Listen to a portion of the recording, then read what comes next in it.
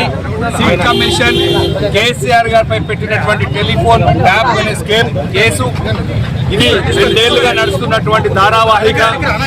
దీన్ని కాంగ్రెస్ ప్రభుత్వం హామీలు ఇవ్వడం, అప్పుడప్పుడు వాళ్ళ ప్రభుత్వం అప్రతిష్ట పాలైనప్పుడు, ఫోకస్ స్కామ్ వెలికి తీసినప్పుడు, లగచర్ల బాధితులను ఇబ్బంది పెట్టినప్పుడు వెలికి తీసినప్పుడు, వాళ్ళకు అవసరమైనప్పుడు ఈ ఫార్ములా కేసులు వస్తాయి, విద్యుత్ శక్తి కేసులు ముందుకు వస్తాయి, కాళేశ్వరం కమిషన్ ముందుకు వస్తుంది, ఇప్పుడు కొత్తగా టెలిఫోన్ స్కామ్ ముందుకు వస్తుంది. ఇవన్నీ రాష్ట్ర భద్రతలో పోలీసు విభాగం వాళ్ళు చేసే పనులు తప్ప ఒక ముఖ్యమంత్రి, ఒక వర్కింగ్ ప్రెసిడెంట్, ఒక మంత్రులు చేయాల్సింది చేసే ప్రక్రియ కాదని దీన్ని ఎట్టి పరిస్థితుల్లో రాష్ట్ర ప్రజలు తెలంగాణ తెచ్చినటువంటి తెలంగాణ జాతి పిత కేసీఆర్ గారిపై నోటీసులు ఇవ్వడం రాష్ట్ర ప్రజలు తీవ్రంగా మేమందరం బీఆర్ఎస్ పార్టీ ఖండిస్తున్నాం.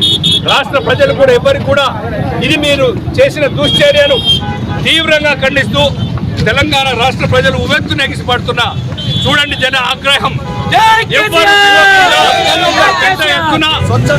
పెద్ద ఎత్తున స్వచ్ఛందంగా తరలి వచ్చిన మా పార్టీ సైనికులకు పేరు పేరున కృతజ్ఞతలు చెప్తూ ఇది మీరు వెనక్కి తీసుకోవాల్సిన చర్య.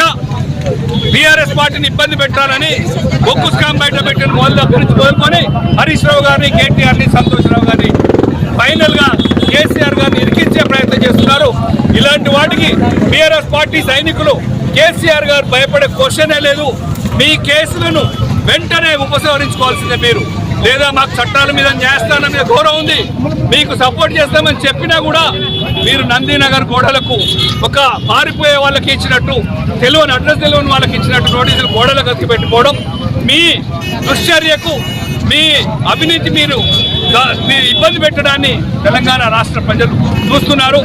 కేసీఆర్ గారు మీరు మేడారానికి ఆహ్వానం పంపడానికి గౌరవనీయులు 2 మహిళా మంత్రులు ఫామ్ హౌస్ పై మీరు ఆహ్వానం పంపలేదా? అప్పుడు తెలియదా కేసీఆర్ గారు ఎక్కడున్నారో? అప్పుడు తెలియలేదా? వాళ్ళకి తెలుసుకొని పోయొచ్చారు కదా, వాళ్ళని సాధారణంగా ఆహ్వానించారు, అన్ని చూసుకున్నారు, అలాంటి కేసీఆర్ ఖండిస్తారా? ఇది తెలంగాణ రాష్ట్రానికి జరుగుతున్నట్టు అవమానం, తెలంగాణ రాష్ట్రాన్ని తెచ్చినటువంటి కేసీఆర్కి జరుగుతున్న అవమానం, రాష్ట్ర ప్రజలందరికీ కూడా అవమానం.